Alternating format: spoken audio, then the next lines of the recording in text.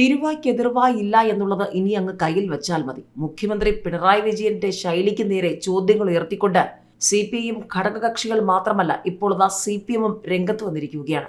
മുഖ്യമന്ത്രിയാണെങ്കിലും തെറ്റ് കണ്ടാൽ ഇനി തിരുത്തും പറയുമെന്ന ലൈനിലാണോ CPM എന്ന ചോദ്യമാണ് ഇപ്പോൾ ഉയരുന്നത്.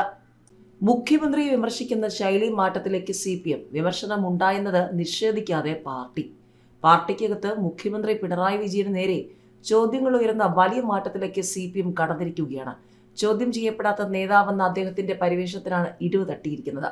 ചോദ്യങ്ങളോ വിമർശനങ്ങളോ അല്ല, ചില സംശയങ്ങൾ ഉന്നയിക്കുക മാത്രമാണ് ഉണ്ടായതെന്നാണ് പാർട്ടി കേന്ദ്രങ്ങളുടെ ന്യായീകരണം. അതെന്തായാലും വൈസ് ചാൻസലർ നിയമനത്തിൽ ഗവർണറുമായി മുഖ്യമന്ത്രി ഉണ്ടാക്കിയ ഒത്തുതീർപ്പിനെതിരെ സംസ്ഥാന സെക്രട്ടേറിയറ്റിൽ വിമർശനം ഉയർന്നെന്ന വാർത്ത CPM നിഷേധിച്ചിട്ടില്ല. നേതാക്കളാരും പ്രതികരിച്ചതുമില്ല.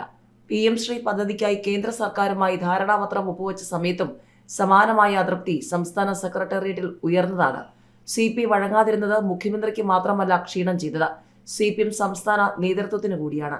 CPIയുടെ കേന്ദ്ര കേരള നേതൃത്വങ്ങളുമായി മധ്യസ്ഥ ചർച്ച നടത്തുകയും പദ്ധതിയിൽ നിന്നും പിൻവാങ്ങുകയുമാണ് ഉചിതമെന്ന് മുഖ്യമന്ത്രിയെ ബോധ്യപ്പെടുത്തുകയും ചെയ്ത ജനറൽ സെക്രട്ടറി MA ബേബി മാത്രമായിരുന്നു അന്ന് CPMൽ വിജയി. ബേബിയുടെ സാന്നിധ്യത്തിൽ നടന്ന സംസ്ഥാന സെക്രട്ടേറിയറ്റ് യോഗത്തിലാണ് ഗവർണർക്ക് വഴങ്ങിക്കൊടുക്കുന്നതിലെ അനൗചിത്യം ചർച്ചയായത്. സംഘപരിവാർ നോമിനി എന്ന് ചൂണ്ടിക്കാട്ടി ഗവർണർക്കെതിരെ സ്വീകരിച്ചുവന്ന നിലപാടുകളിൽ വെള്ളം ചേർക്കുന്നത് ദോഷം ചെയ്യില്ലേ എന്ന സന്ദേഹമാണ് ഉയർന്നത്. ഒത്തുതീർപ്പിലെത്താൻ സുപ്രീം കോടതി നിർദ്ദേശിച്ചതിനാലും തുടർ നിയമോപദേശം അനുസരിച്ചുമാണ് ഈ നിലപാട് സ്വീകരിച്ചതെന്ന് മുഖ്യമന്ത്രി വിശദീകരിച്ചു.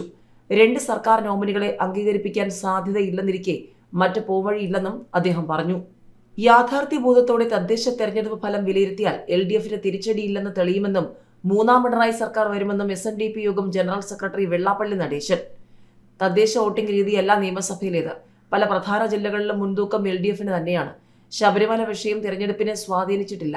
10 കൊല്ലം ഒന്നിച്ചിരുന്നിട്ടും എല്ലാ സുഖങ്ങൾ അനുഭവിച്ചിട്ടും തദ്ദേശത്തിൽ തോറ്റപ്പോൾ CPI അടക്കം ഘടകകക്ഷികൾ പഴിയെല്ലാം പിണറായിക്ക് വെച്ചു. അത് കുതികാൽ വെട്ടിന് തുല്യമാണ്.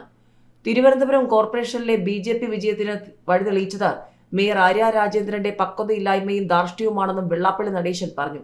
KSRTC ബസ് തടഞ്ഞ ഡ്രൈവർക്കെതിരെ കേസെടുത്തത് അഹങ്കാരം മൂലമാണ്. ആ പ്രവൃത്തി ഇന്നും ലൈവായി ചർച്ച ചെയ്യപ്പെടുകയാണെന്നും വെള്ളാപ്പള്ളി നടേശൻ പറഞ്ഞു.